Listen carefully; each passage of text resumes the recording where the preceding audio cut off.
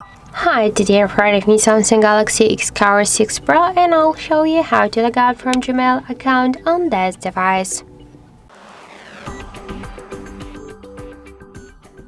So first, let's open the Play Store the Google Gmail application, and then on the right upper corner you should tap here to see that we're logging here in Gmail account in Gmail app.